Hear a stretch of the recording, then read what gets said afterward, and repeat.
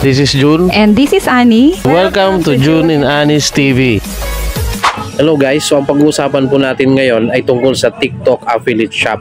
So ituturo ko po sa inyo kung paano po mag-withdraw ng mabilis. So tapusin po natin ang video na to para mabilis nating masundan ang pag-withdraw sa ating TikTok Affiliate Shop. Pag-withdraw po ng ating mga commission sa ating TikTok.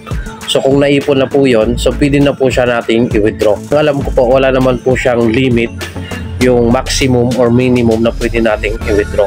Kahit ilang balance po or kahit ilang pera po na nandun, pwede po nating i-withdraw.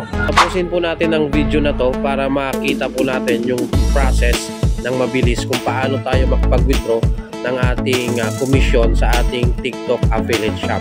So let's start our tutorial.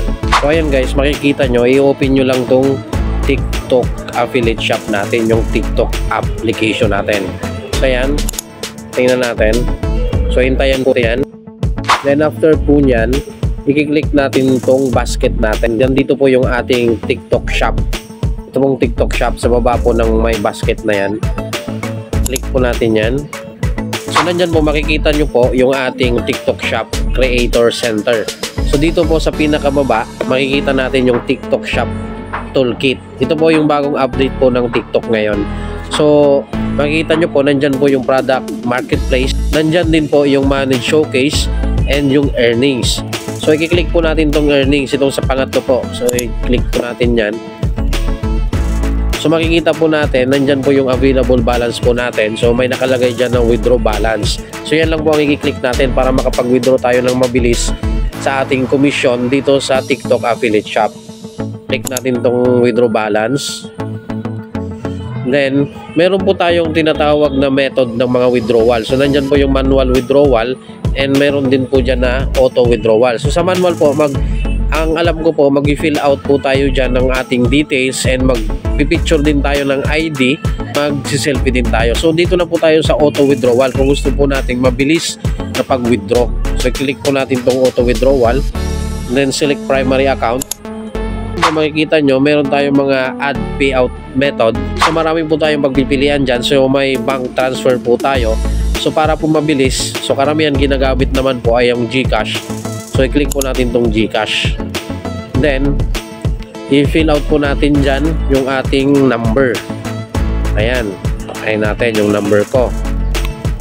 So make sure po na i-double check nyo po yung number para sure po tayo na hindi tayo magkamali. Kasi kung sakaling magkamali po tayo, mawawala yung ating balance o mawawala yung ating pera. So click natin tong submit. Meron po siyang ipapadalang verification code sa ating number or sa ating GCash number. Ayan po yung verification code. I-type po natin.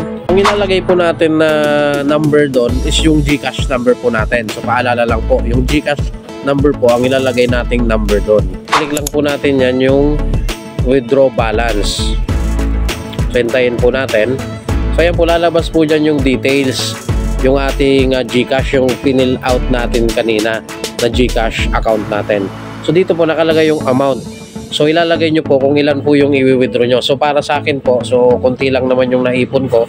Meron po akong available balance na 872.70 pesos. So i-withdraw po natin yan lahat. So withdraw all. So ayan po makikita nyo, lumabas po dyan yung 872.70 pesos. So meron po siyang service fee. Ito po yung nasa baba, yung 5.60 pesos. So i-click lang po natin tong withdraw now. So ayan po yung confirmation. So nandyan po yung lahat ng details. So make sure po na i-review nyo yung mga details para sure po tayo na sa GCash talaga natin papasok. So bago natin i-click tong confirm to withdraw. So click po natin yan. Doon, ayan na po, withdrawal in progress.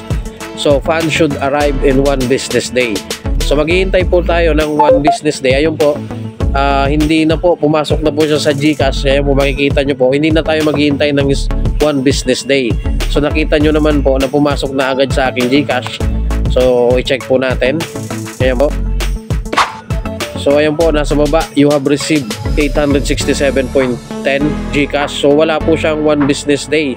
So pumasok po siya agad sa loob lang ng ilang segundo. Siguro po mga 5 to 10 seconds, pumasok na po siya sa aking GCash. So that's it. Okay na po. Tapos na po ang ating tutorial. So naipakita ko na po sa inyo kung paano tayo mag-withdraw ng ating commission sa ating TikTok shop ng napakabilis. It's about 5 to 10 seconds lang po. Pumasok na po siya sa ating GCash. So sana po may natutunan kayo, and paki-check na lang po ng aking ibang mga video tutorial. Kung may mga tanong din po kayo, pakilagay na lang po sa comment section. So sasagutin po yan natin sa abot ng ating mga kaya. Thank you so much po, and have a nice day ahead of you everyone. Thank you.